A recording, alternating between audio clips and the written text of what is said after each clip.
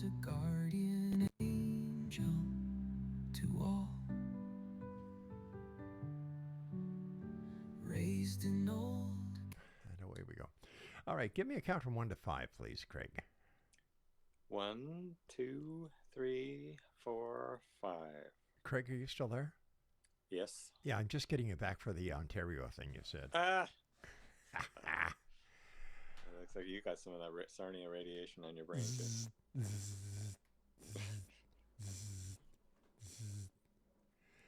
Okay, that's the X zone, the neon sign. You do a pretty good impression of a neon sign. Okay. Well, you know the routine, so no sense in... where the hell is... I'm missing one thing here.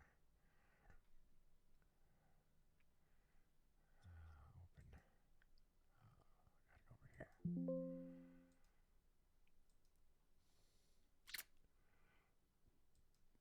Gotta go over here.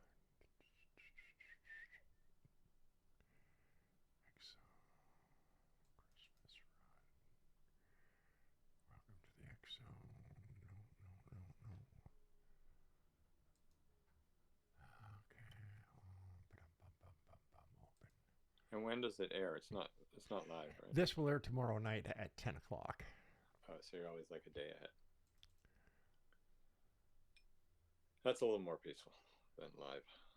Yeah, because you never know what happens, eh? I tell you. Just see here. Get these weird guests like Craig Webb or who knows. Yeah, he's a real weirdo. It's from the internet. Strange Quebecer. All hit radio. Okay, that's right coming one. Through, Claire. Okay, so we're going to put that. We're just going to leave that there. All hit radio. All right. Okay, yay, we've got everything up and running. Woo-hoo. All right. You just got your sound bites anyway. Pardon? You got your sound bites anyways. On the email I sent you, there's some bumper, but yeah, might be hard to find now. You could search for the title. I think it says helpful information for upcoming show or something. December 28th, I think. I don't have access to the email in the studio. Oh, it's okay. The system did email me and said, see you on the 30th. Yeah. Just give me a second here, buddy. You have to check into that. 1, 2, 3, 4, 5. Can you give me a 1, 2, 3, 4, 5, Craig? 1, 2, 3, 4, 5. All right, don't yell. 1, 2, 3, 4, 5. Okay, stand by. 14 seconds.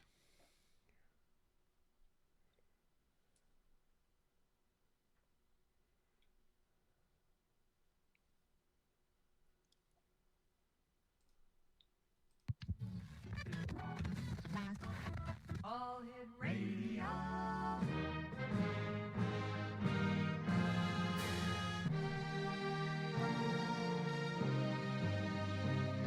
Welcome to the X Zone, a place where fact is fiction and fiction is reality. Now, here's your host, Rob McConnell.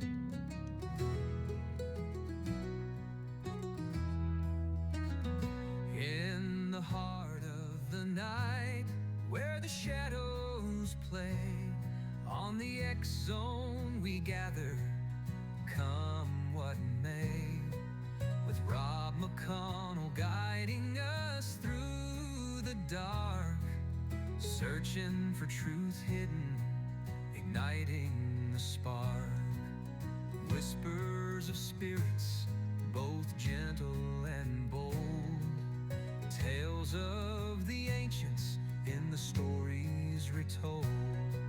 From haunted old houses to the echoing halls, we seek the unknown where the mystery calls. On the X-Zone Radio, where the truth finds a way through the stories of ghosts And good evening, one and all, and welcome back to the X Zone. And to everyone just tuning in, Happy New Year. This is our first show of the new year.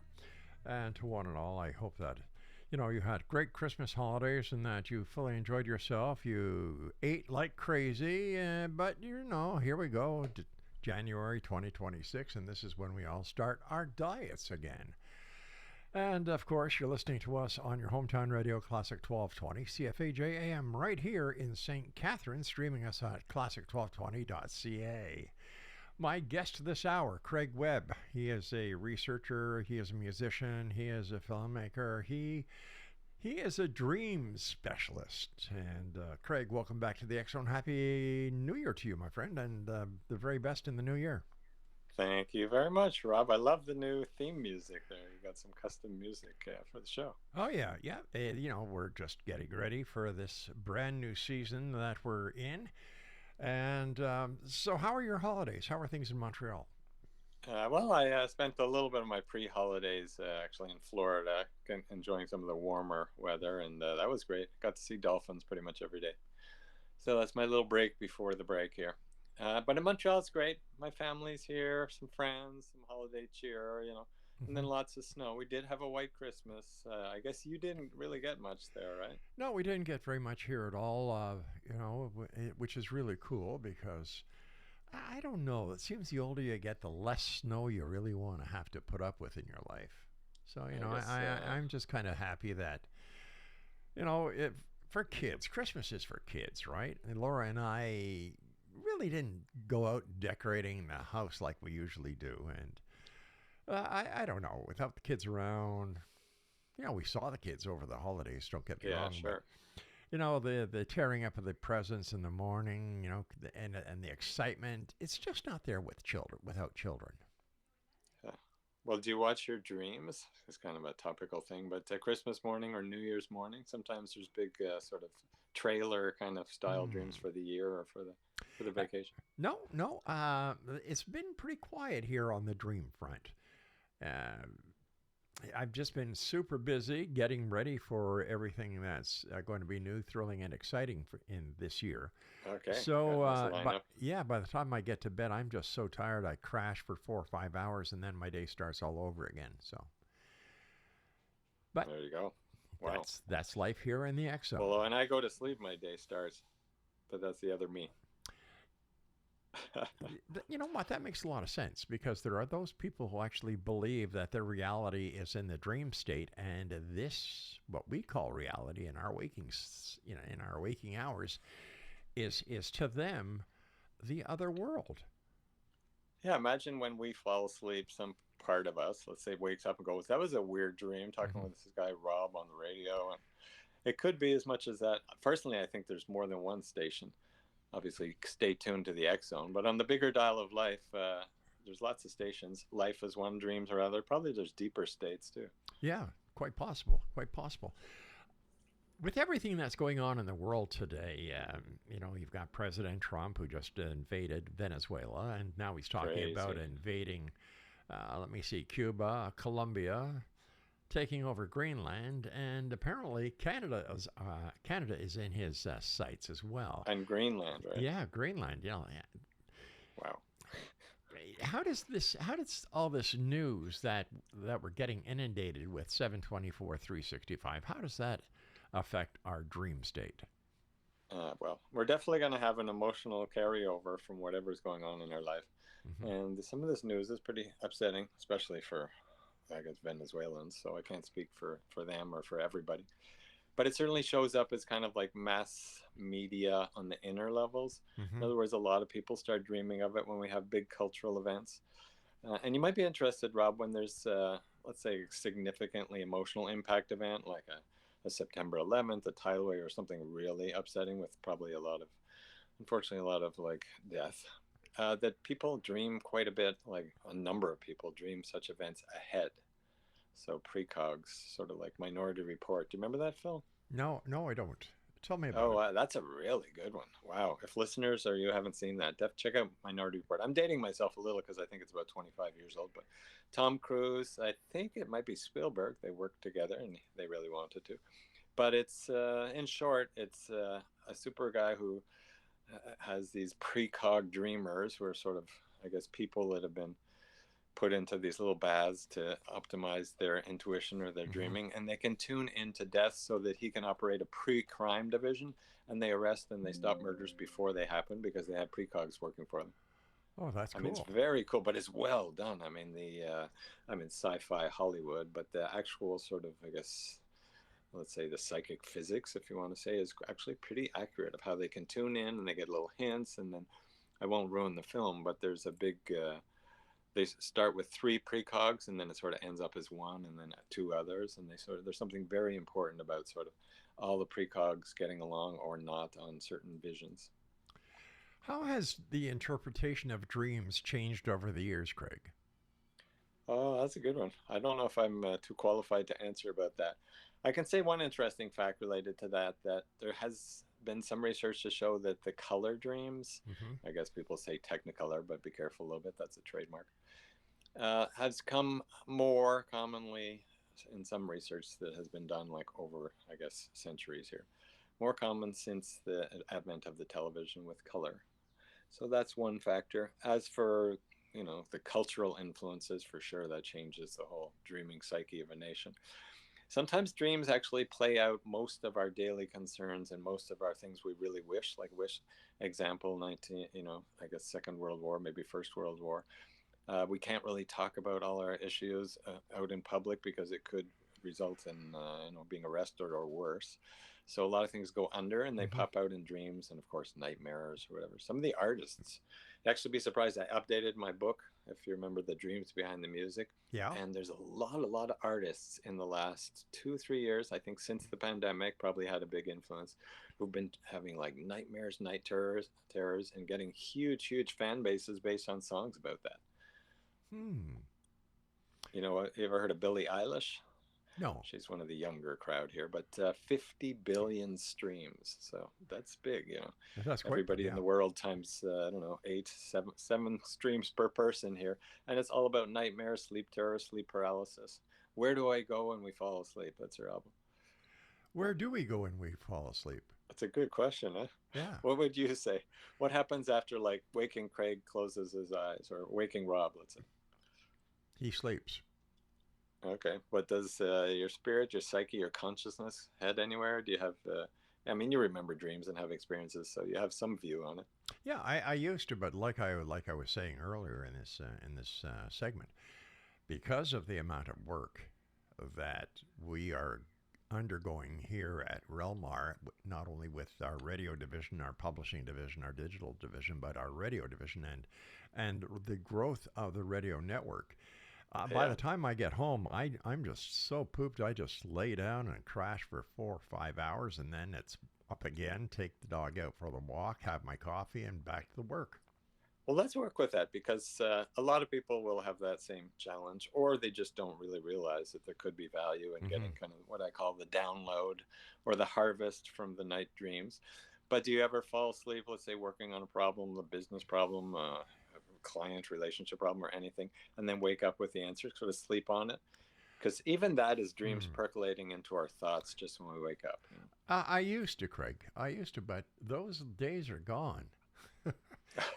Well, maybe I'm going to take tonight and incubate or sleep on how to get Rob a little bit more spaciousness. No, there's a great idea. Listen, Craig, has anyone ever connected with a dead person through dreams?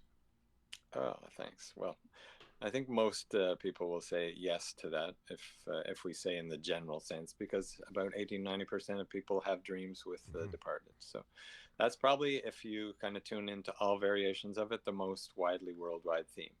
Even though I know before, 5 or 10 years ago, I said flying was the biggest. Actually, departed is bigger if you take the variations. So that's a general statistic about people who remember dreams. 90% or so have dreams of the departed. But an interesting personal story is my recent whole film, as one example among many others, like all these artists who write the nightmare songs or whatever, and dreams of bandmates who come to them. I dreamt of my deceased dad when I was, having a really tough time after he passed on, maybe 4 years ago, just before COVID, or actually at the start of COVID. And, really tough time, but I guess the dream came and he said, let's go catch some big fish. And obviously I work with dreams, so I noted the dream, but I didn't really have a rod. I was in Hawaii, but I wasn't going to go deep sea fishing. I didn't know. I left it in the kind of inbox that day, but later in the day, I was out just practicing with my new drone, and I saw the whale spout out over in front of Kihei, actually, which I think you know about. Yeah. A huge spume from I think it's what's the whales there, the humpbacks. Maybe about 2 kilometers out, and then the dream came right at that moment. I remembered it. Oh, catch big fish on video, not just like with a line, you know. And then I, had to face a little fear barrier. Long story short, I flew my drone out about 1 kilometer or 2, got some amazing footage of whales. You know, it could have turned into a submarine, or I could have had the wind change or something bad and lost $500. But in this case, I got amazing footage that led to this film that I think, Be Living in the Ocean. It's not available publicly yet, but it's gotten about 20 awards and festivals. In fact, in LA recently, just before Christmas in Hollywood, it actually won the Grand Jury Award and beat out 200 plus films for the whole festival. So I was like, wow, there's some kind of intrinsic, usually I think a gift is one way to say it, or let's say value to when a deceased visits us, if we act on it, if we take the advice. And in this case, I was lucky enough to sort of download the dream, act on it, and it seems to be touching people. Craig, what's the website listeners can check out all that you do? Oh, sure. Yeah. Well, if they want to learn about my personal, I guess, sessions, speaking and all that, craigwebb.ca. If they want to see more artist site, edutainer.ca, and the book, dreamsbehindthemusic.com. Craig and I will be back on the other side of this break as the X Zone continues with yours truly, Rob McConnell, from our broadcast center and studios in St. Catharines, Ontario, Canada. And you're listening to us on the Talkstar Radio Network, Mutual Broadcast Network, the X Zone Broadcast Network, and of course on your hometown radio, Classic 1220, CFAJ AM, streaming us right here in St. Catharines on classic1220.ca. With a haunting melody, the air begins to thrum, an echo of the wonders that from beyond have come. Celestial encounter as the stars align, a tapestry of wonders woven through space and time. From the void of darkness, a chorus sings so bright, mysteries unfolding in the velvet night.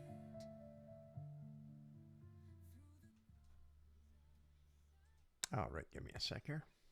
Wow, I like that. Thank you. Are you commissioning artists, or No, I wrote how do you them. get that? You did? Oh Yeah. my God, that's great. Yeah, no, I write all the bumpers now. And who sang it? I It's have an a whole AI? No, I have a whole bunch of independent artists that I've worked with over the years. Okay, wow. I like it. Thank you. Okay, stand by. We're coming down in 15 seconds.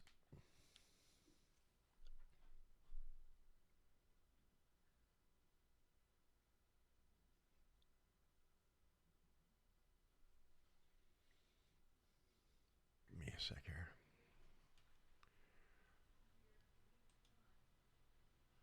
Just a reset.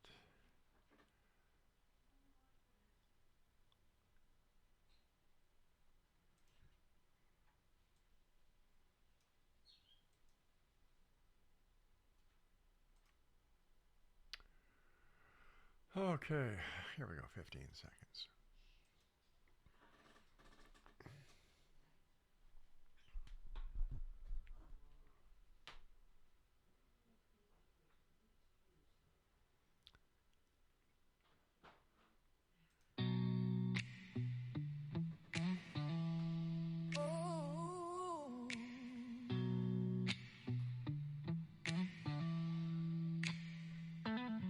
Past midnight on Yates Street, the signal hums low. The static's alive and the shadows glow. Through the glass of the control room door, something whispers, we've been here before. Old footsteps echo the real size.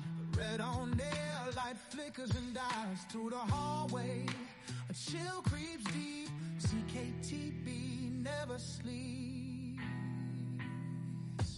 Ghosts on Yates Street, calling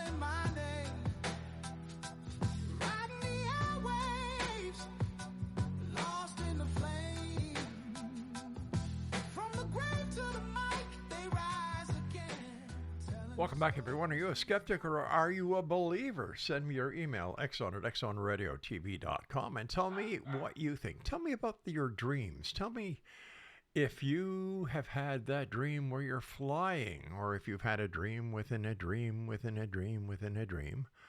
Or how about that dream where you're standing in front of a group of people and you're bare naked? And Craig, what do those dreams mean? Some of these archetypal ones, right, Rob? I think you picked on, 4 of the worldwide themes. Right. Well, one big one, the naked, people go, what, naked? Yeah, that's actually about, let's say, a third of people have it.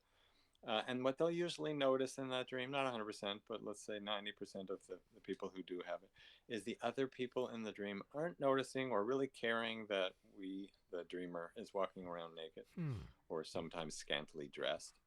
And the lesson, which most of these themes, these recurring dream themes have, is in this case, hey, I'm feeling kind of self-conscious, really kind of exposed, let's say, literally, about something. But whatever the scenario of the dream is showing that actually nobody else is thinking that, so don't worry about it. In a dream, is it possible that the people, for example, in the dream where you're standing in front of a group of people naked, that the people, or some of the people, maybe one or two of the people, are actually dreamers from another, who are actually having the dream of you standing there being naked? Like a spy who's coming in your dream. Yeah, something like that. Well, now we're moving into Inception. Do you remember that film? Nope. With Leonardo DiCaprio and some of the other great actors there. I very rarely watch movies, my friend. I just don't have time. Yeah. Well, that's a Christopher Nolan classic, really. Now it's a classic, I think 15 years or so, that you can see, first of all, dream within a dream. You can see dreams that are sparked or engineered, now they say, with technology. And then the one you just said, you can affect somebody else. You can see somebody else. You can share a space in dreams that then both people remember in waking. In this case, it's shown to be possible. I've had experiences, a little more anecdotal than researched, but where there's overlapping dream scenarios. Not always the exact dream like waking reality, where we'd have like 2 cameras or 2 viewpoints, but let's say the same theme. In fact, any couples or I guess friends, even close friends listening, maybe family members, especially twins, just check a little more regularly with your partner, your family member, your twin. And you'll see that actually very often you're dreaming on the same theme or elements, or sometimes the exact same scene. So it's surprisingly common. You'd be surprised. You ever had one? Nope. Never tuned into something like that somebody else shared with you later? Oh, I dreamt of you doing this and this. Actually, no. Oh. Yeah. Okay. Well, that's a little, put it on the, I guess, inbox of potential experiments to try to get you inspired when you have like 1 minute free, which I don't know when that is. Yeah. For example, can 2 people actually make a date, so to speak, to meet each other in their dreams?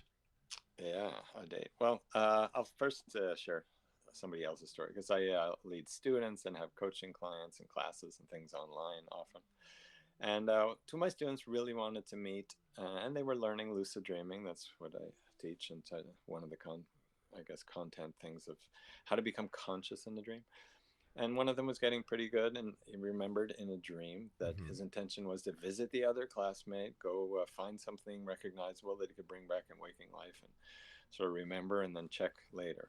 So in this case, the person became conscious in the dream. He went to put his hand on the door handle, except that the handle came off and it wasn't a normal door. And he goes, that's weird, realized it was a dream, and remembered his intention. So in the dream, of course, now he flew up across, I guess, U.S., pretty far across U.S. in his dream, landed in the city, which I guess intuitively somehow the dreamscape knew where the other dreamer from the classmate was. Got the street name very close of the street he landed on. Met the person's father. He later found out that their father guided them to the other classmate's house. Got the address from the door, specific number that I won't share again. This is all in the dream now, but he's conscious in the dream, so lucid. Found out some things from the hallway and her bedroom and whatever.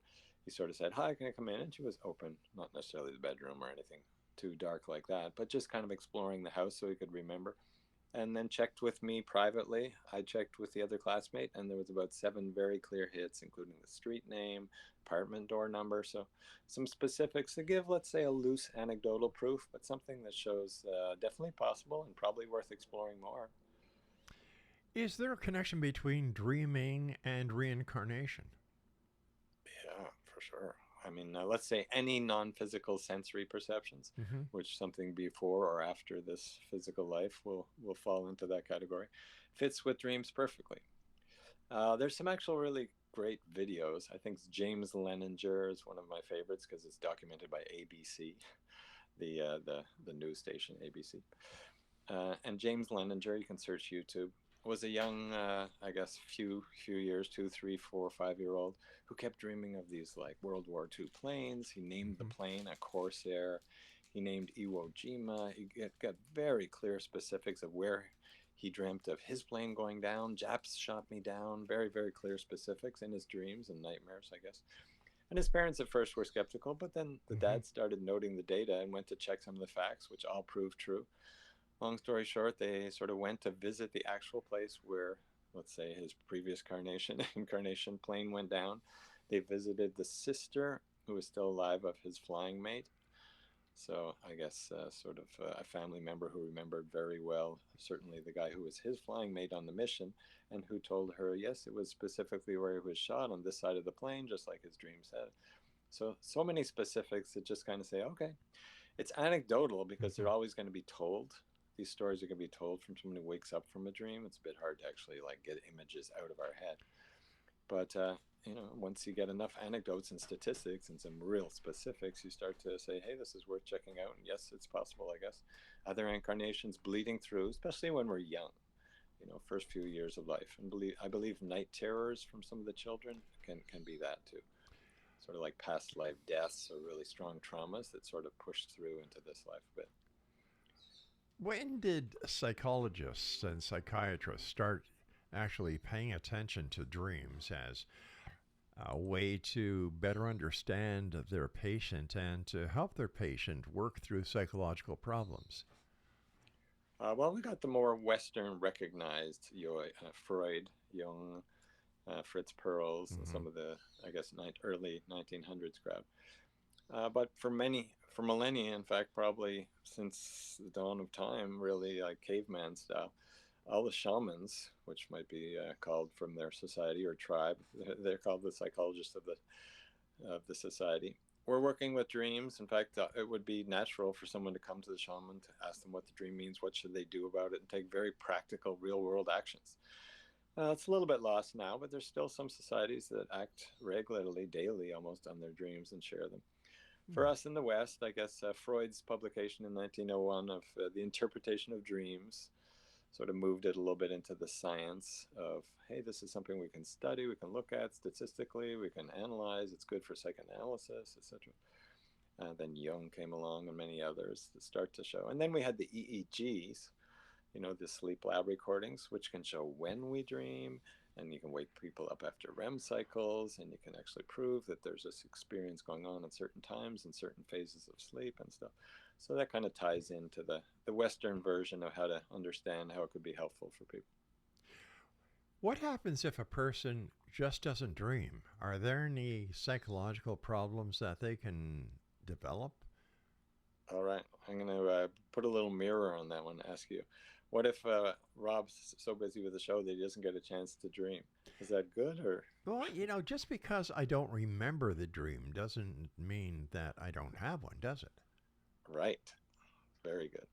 So when people say I, kind of in quotes there, I Uh huh. don't dream, really they're saying that the waking part of me doesn't remember what the deeper part of me is experiencing at night, usually during sleep, but sometimes half awake states, creative states, daydreams on the Mm-hmm. bus or whatever. So those states might be forgotten quickly, but they're definitely happening. If we put electrodes and wake like Rob up after his 2 a.m. X zone shift, then we'll see that probably he has a little dreamlet there. I mean, he says, let me go back to sleep. So the experiences are coming for sure. But what would happen if someone just did not dream?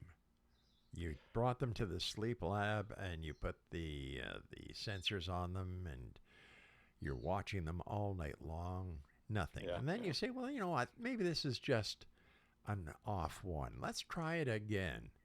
And again, in the sleep lab, this person has no dream activity. That's a very good one. Well, there's one of my colleagues, I think Jim Pagel, actually found that when they really, really looked at it, there was about 1% of people who, even with sleep lab awakenings right after like a REM period, a rapid eye movement period, which should be a visual dream, woke up and had zero recall. And then they said, okay, there's sort of one fraction of a percent of people who actually don't remember, but we can't prove for a fact that they're not having experience. They just don't have any connection to the memory of that. And then there's a little more known statistically, and this is unfortunately a lot more common, but if we have a bottle in front of me or a frontal lobotomy, in other words, if we have brain damage or brain surgery or lots of alcohol, we actually limit or completely remove dreams, depending what part of the brain's affected. So it can be physiological too. So the dreaming muscle, let's say the dreaming activity is kind of limited from physiological or I guess for chemical, food, alcohol purposes, or certain medications too. People who are put into medical comas, do they dream?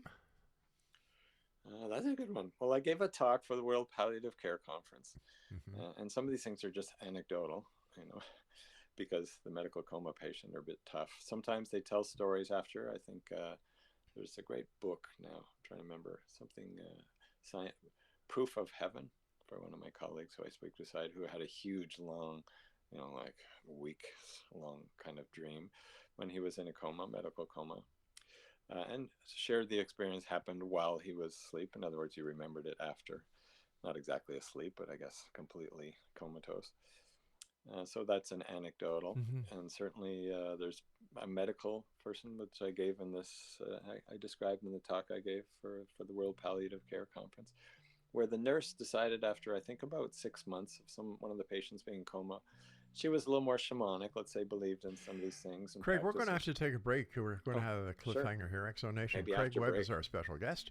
And we'll continue this story on the other side of this break as the Exxon continues with yours truly, Rob McConnell, from our broadcast center and studio right here in St. Catharines, Ontario. And you're listening to us on the Talkstar Radio Network, Mutual Broadcast Network, Exxon Broadcast Network, and on your hometown radio, Classic 1220, CFAJ AM, right here in St. Catharines, Ontario, streaming us at classic1220.ca.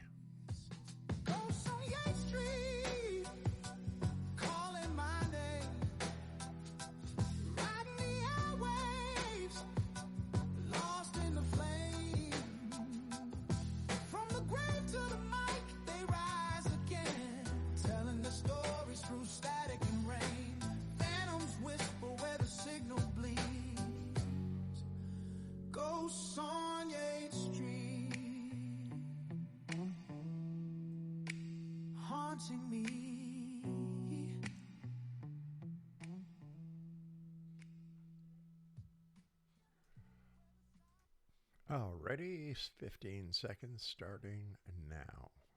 Whoops. Craig, once again, what's your website, buddy? A good one is dreamsbehindthemusic.com. They can reach me, and that's the book. Okay, just so you can can a piece of paper here. Throw that in at the end or something. Or you can ask me, and I'll spout them out. Oh, yeah, okay, we'll do that. Sorry, I got a little long-winded right at the end there. No, but we could take that as a sort of tease for the next Sure, no problem. Stand by. 15 seconds.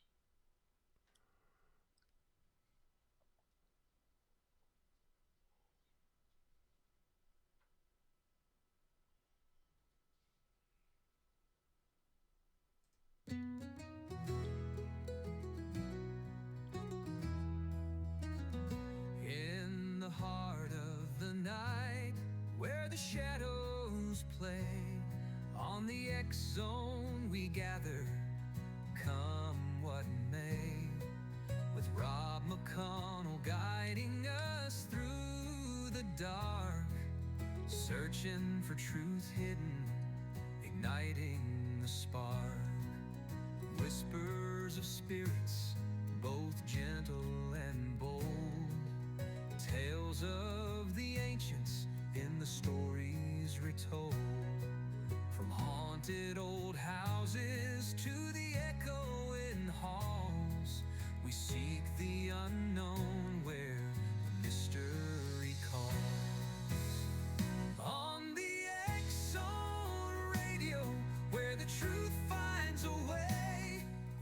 Craig Webb is my guest. And Craig, continue that fascinating story that we had to kind of put into a cliffhanger because of the break. Yeah, sure. Well, we were talking about maybe coma patients. Do they Mm-hmm. dream, and what Yeah. do they experience? And it's a bit hard to get the data out from the coma patient. I'll just say one little side research that's kind of interesting because I like to throw in a little research. There's been a few studies now where I guess, an AI kind of bot or program goes through a huge number of videos, that's how they train the AIs, and that they matched it up. The videos matched up with EEG, or let's say brain activity recordings, usually from the visual portion, the back of the head, and that you can start to get like sort of like a very weak, not high def yet, but a Mm-hmm. weak video out jack. You can start to see some of the images because they sort of correlated the brain activity with the actual, I guess, images that the dreamer was dreaming. So you can kind of see somebody's dream either in real time or after. So that's a little interesting. But back to the main story here. So one of the nurses who was working at a palliative care center, or I guess medical sort of palliative, one of her patients actually went into a 6 months or so coma. And eventually, they are trying to decide, the family, do we remove the life support? Mm-hmm. What's the choice? They didn't really give a clear, I guess, will, last testament before they went in. So the nurse, who was a little more shamanic, decided to go into kind of a deep meditation, let's say a shamanic journey, Mm-hmm. kind of intentional dream, and managed to meet up, in her words, with the patient, with the being or the spirit or the subconscious of the person who was in the coma in physical life, and said, "Hey," the person said, "Hey, where is everybody? They stopped coming."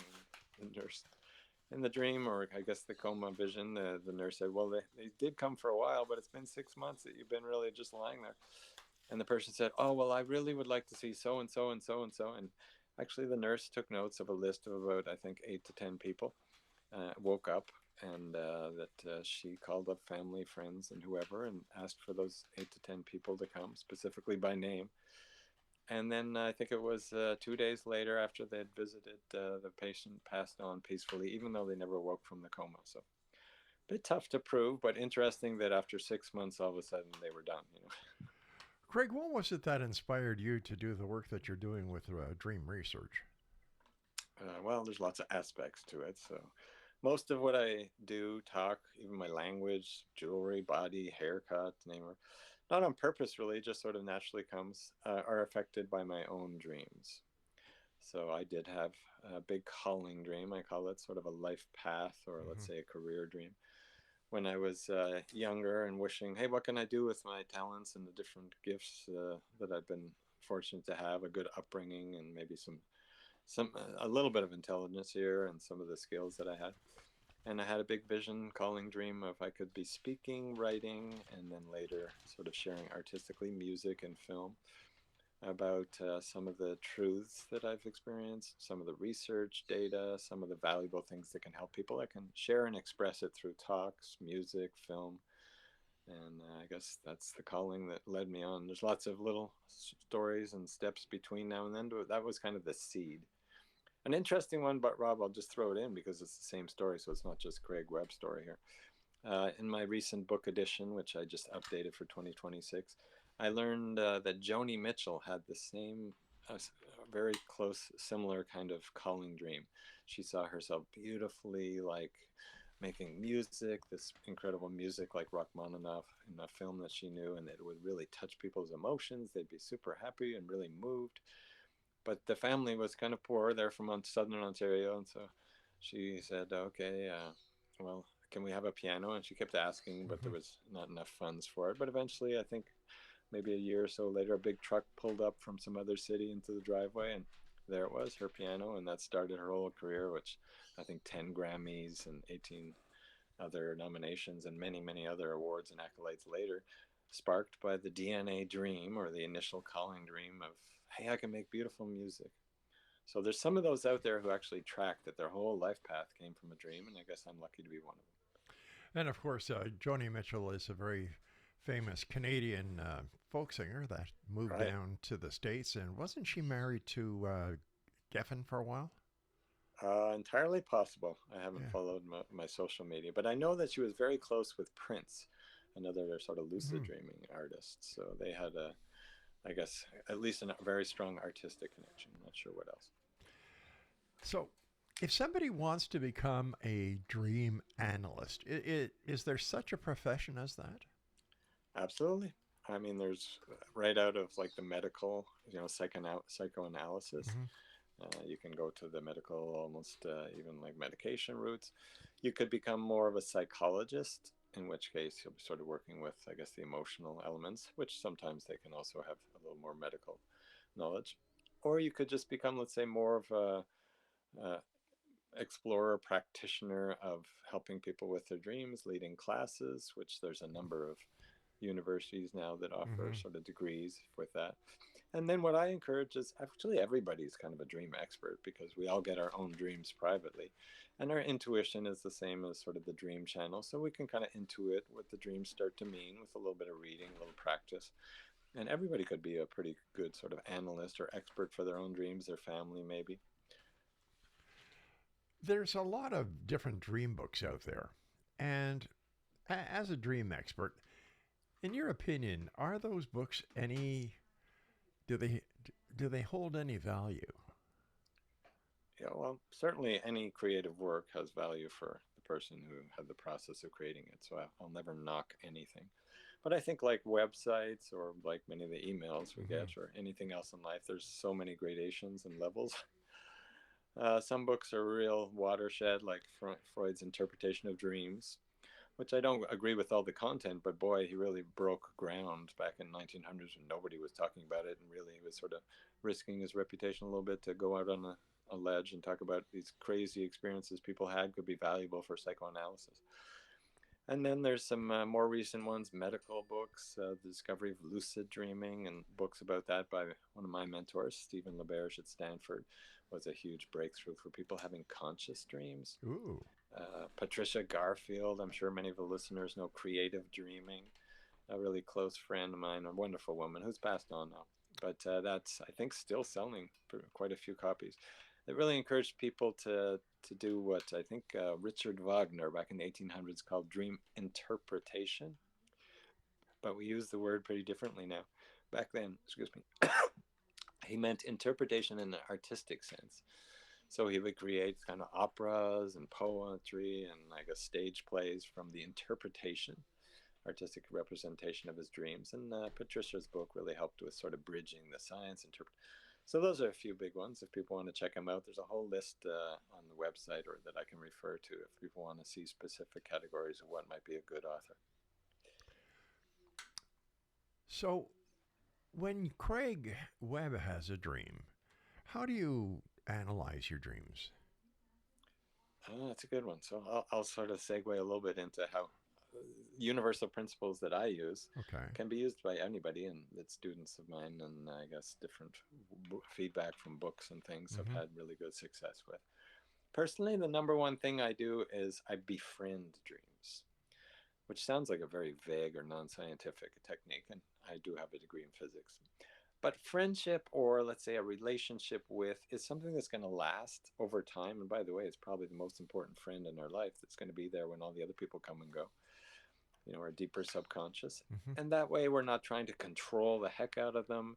And we're also not ignoring them. If the dream comes calling like a loud nightmare or a vision dream or something important, we don't just ignore it. So a friendship can grow into, let's say, understanding how that part of us works if we start watching our dreams. I would say another way that I do it, and many people do, is just catch the first waking thought. I use the word thought in, I guess, parentheses or quotes there. But the very first kind of, let's say, thought might not be visual, could even be like a little melody or a sensation in our body. But that first thing that comes right as we wake up, it could be something like, the minutes or the action item from the whole night's dreaming. And if we just follow or contemplate or maybe act on that thought, we can usually get some of the gifts from our dreams.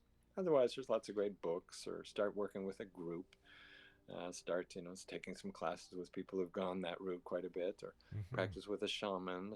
Many shamans are very good at interpreting or at least connecting people with that level of their awareness. So there's lots of different routes for different people. How long do dreams last? Do they actually last the length of the dream in real time, or is it just a moment in time that we are able to stretch out the time space continuum when we dream?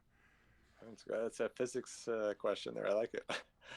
How would you answer it from your experience? Because I've got the science and then the subjective.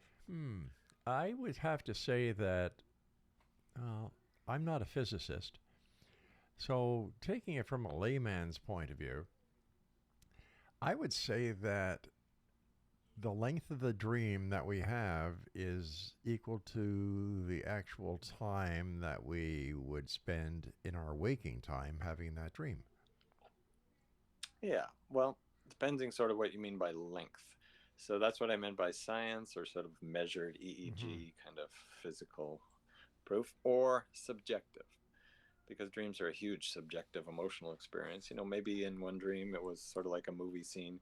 Cut to 4 years later, now I'm with dad who's 7 years, 4 years older. So the subjective experience could be much longer than the actual dream itself, right? Just like a film. 4 years might pass in the film or 4 years might pass in the dream. An interesting little side study that I did with a database of, I think, 10,000 dreams. So a huge, huge amount that many of the dreams had a dreamer estimated time of what the duration was, which was just a guess after awakening. But with a 10,000 number, that starts to get a little accurate. The average time of a dream was 4.2 minutes. Wow. Which is interesting. And I later found out this very strange connection, which I had no idea doing the research, that the average YouTube video of, I guess, the most successful YouTube videos, but maybe all videos, I don't know. But I think the ones that really get traction or traffic was about 4.2 minutes, which I thought that's strange. So people's attention span is about the length of the average shortest dream. That's interesting. Craig Webb. Yeah. Craig Webb is our special guest, and we're talking about dreams this hour here in the X Zone. Craig West, who is my producer, is somewhere down south, I believe. Knowing Craig, he's got good. something to do with the events in Venezuela. So I keep on watching CNN from our studio monitors here, and I don't know. For some reason, I think that one of these times I'm going to look up and I'm going to see Craig waving at us as he's hauled off by the military. Yeah. Oh, boy. Yeah. Hope he's okay. Well, Craig East wishes him well down there, and I'll watch your dreams in case dreams can be very protective. Stand by, Craig. We've got to take our final break. This is the X Zone. I'm Rob McConnell. We'll be back as we wrap up this hour from our broadcast center and studios in St. Catharines. Don't go away. On the X-Zone Radio, where the truth finds a way through the stories of ghosts that wander and sway, inviting the seekers, the wise and the brave. Join us each episode, let the curious say. All right, this is the final segment, my friend. As always, thanks very much for joining us. Yeah, I'm glad it worked out, and I guess season's greetings. I guess at least a very amazing year to Laura too. All right, I will. Stand by. Here we go. 15 seconds.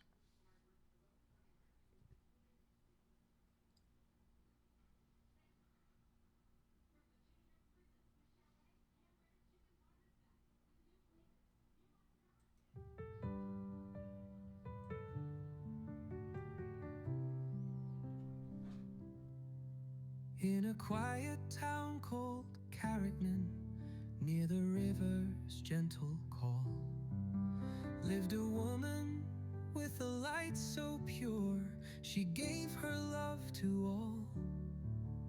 She walked the streets of Montreal with grace and steady hands, working for the salvage folk from far off London lands. My mother, my friend, a soul so kind, a guardian angel through space and time. With open arms and a heart so wide, she stood by me, by every side. From Camley's lanes to Heaven's Hall, she was a guardian angel to all. Raised in old Camley with stories. welcome back. Craig Webb is our special guest. Speaking about Montreal, Craig is in Montreal. He does his research there. And Craig, how can listeners contact you if they would like to send you one of their weird, wacky, bizarre dreams? Yeah, always love to hear from people, new experiences. Sometimes I can offer a lot of guidance in a short little message or email, or if necessary, a call if they want to go deeper. I lead teleclasses. People can check out applieddreaming.com with two D's in the middle there, Applied Dreaming. If they want to reach me, I guess, for speaking engagements, sometimes I've even done sort of like celebrity parties as dream analyst, or other shared music too, dream inspired music. craigwebb.ca. And I guess the way that I most serve many people is through my book, The Dreams Behind the Music, 200 top artists who actually dreamt many of their biggest hits. I'm sure the listeners know many. Dreamsbehindthemusic.com is that website. Can you share with us some of the artists that you've featured in your book and tell us a little bit about their dreams? Sure, that's a great one. By the way, I think there's 250 or so now, since it's a newly updated edition for 2026 here. We did mention about Joni Mitchell, which was the new one I added tonight. One that might be of interest. Earlier we were talking about deceased people who come and visit us in dreams. Mm-hmm. Sammy Hagar. I don't know if you recognize the rocker. Yeah. He's a famous rocker here. I think he was in various groups, but later he was pretty well known for being in Van Halen after David Lee Roth sort of got the boot, I think. And he dreamt of the deceased Eddie Van Halen, I guess the band's namesake, who came in a dream and said, "Hey, I got this amazing riff. Remember this one we practiced?" Played it for him in a dream and said, "Let's make some music together, bro." And in the dream he did, and I guess a few years later he put out the song to honor, I guess, because Eddie Van Halen has passed on, he wanted to really say thank you and goodbye and bless his journey and sort of close that life, that part of his life with gratitude, and he published that song. So that's one of, I think, about 5 or 6 stories where artists wrote songs in a collaboration with the deceased. Collaboration, I mean, that's a weird use of that word, isn't it, Rob? It sure is. It certainly is. I'm getting help from the other side for this. Yeah, I need some arrangement. Oh, I'll just dream with them again tonight. Yeah. So who else has had their dreams help them to find fame and fortune? Well, I love those ones because they're fascinating. So there's an interesting one, Bono. Mm-hmm. Many people know U2, the big, I think one of the top world groups of rockers. Actually dreamt this very interesting little riff, Mystery Girl, she's a mystery to me. And it was just before a big concert by U2 at the Wembley Arena, I guess in UK there.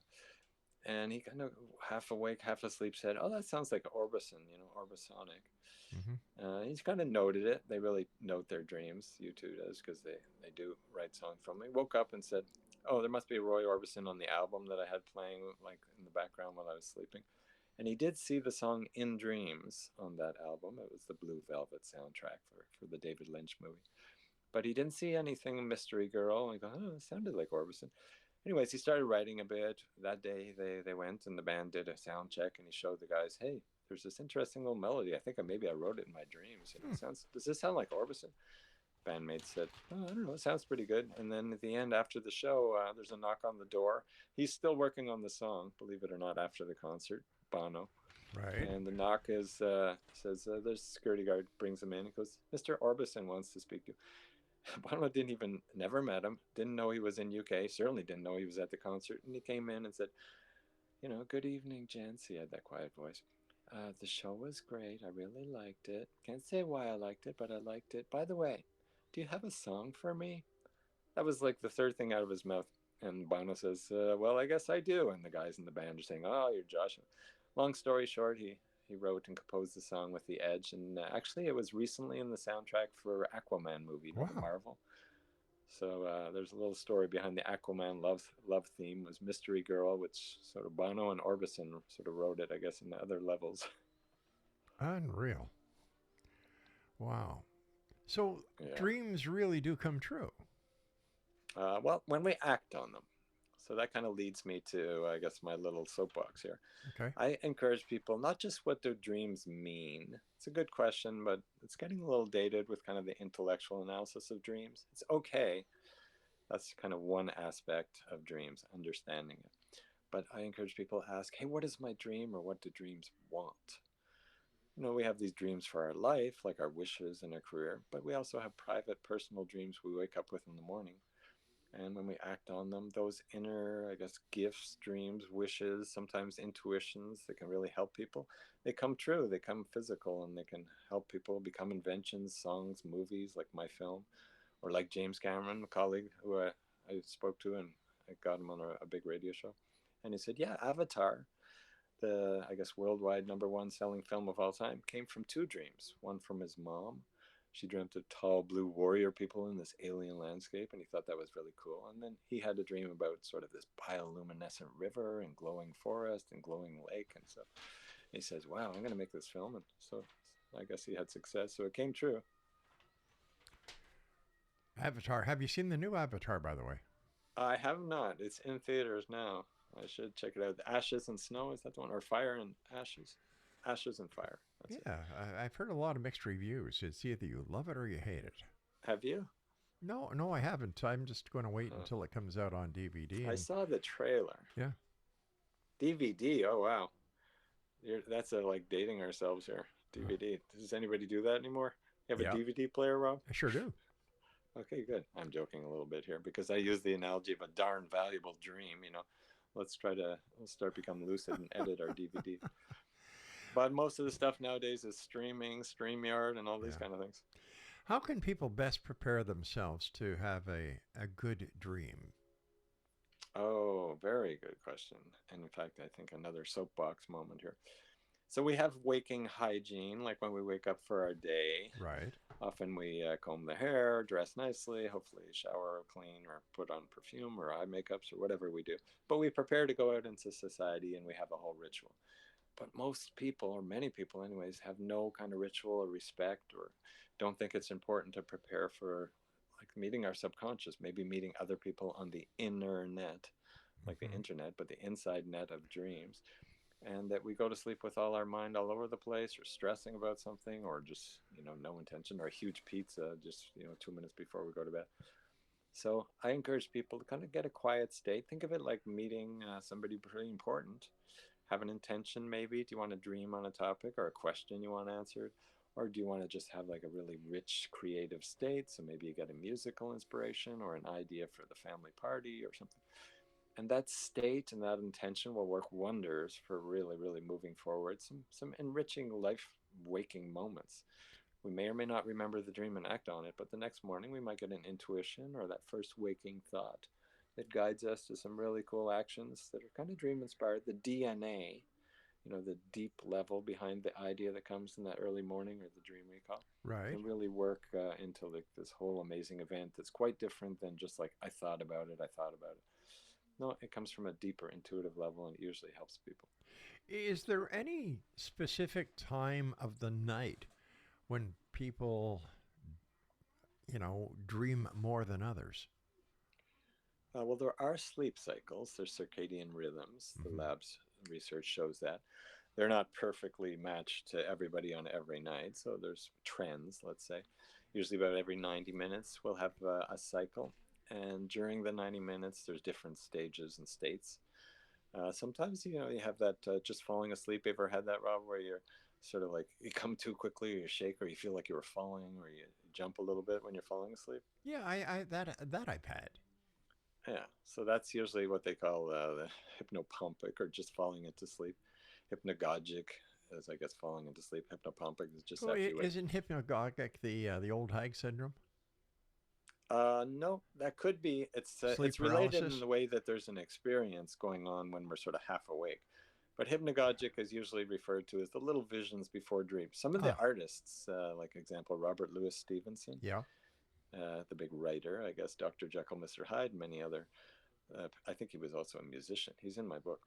But anyway, he would get his inspirations from the little brownies, he called them, who would sort of meet him just at the start of sleep. But for most people, that's usually short, not too remembered. The dreams we remember are usually towards the end of each 90-minute cycle, and we call it the REM, REM, rapid eye movement, the visual dreams. And those periods of REM, or I guess visual dreaming, they lengthen throughout the night. So usually the best dreams, to answer your original question, or the most easy dreams to recall are the ones during the early morning or actually right near waking, because we probably have about like 20 to 30 minutes of REM and lots of lots of things going on in our emotions and stuff. And also our waking and dreaming minds are very close together, so the recall should be a little better. So just try to catch that last dream you wake up with. Usually it's a bit of an action item. What did this dream want is a good question when you wake up with that.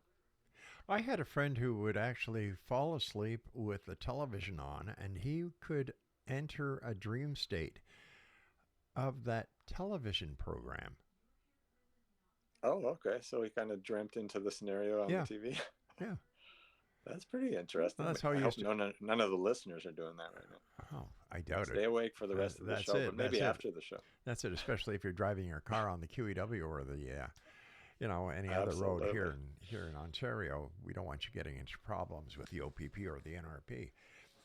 Well, We've there's got a huge conference happening now on that theme. I mean, that's one of the elements. It's called the Dream Engineering Conference. I'm not super happy about the title or the idea of engineering dreams, because it may be not always recognizing that there's a pretty sacred space there too, not just crush and do what we want with it. Craig. But that's happening next weekend. All right, Craig, we've got about 30 seconds before I have to say so long. So quickly, let our listeners know how they can find out more about you and how they can visit your websites. Okay, well, thanks again for having me on, Rob. And My pleasure, hope my all friend. listeners got something beneficial. Come visit dreamsbehindthemusic.com, and you can reach and email me through there. And check out my book, Different Music, and reach out to me. We love it. All right, that's Craig Webb in Montreal. Dreams has been the topic of this first hour of tonight's show. I'll be back on the other side of this news break as we continue here in the X Zone with yours truly, Rob McConnell, from our broadcast center and studios in St. Catharines, Ontario, Canada. And you're listening to us on the X Zone Broadcast Network, Talkstar Radio Network, Mutual Broadcast Network, and on your hometown radio, Classic 1220 CFAJ AM, right here in St. Catharines, Ontario. And they stream us around the world at classic1220.ca. Don't go away, we'll be right back. Tales of the ancients in the stories retold, from haunted old houses to the echoing halls. We seek the unknown where the mystery calls. On the X-Zone Radio, where the truth finds a way through the stories of ghosts that wander and sway, inviting the seekers, the wise and the brave.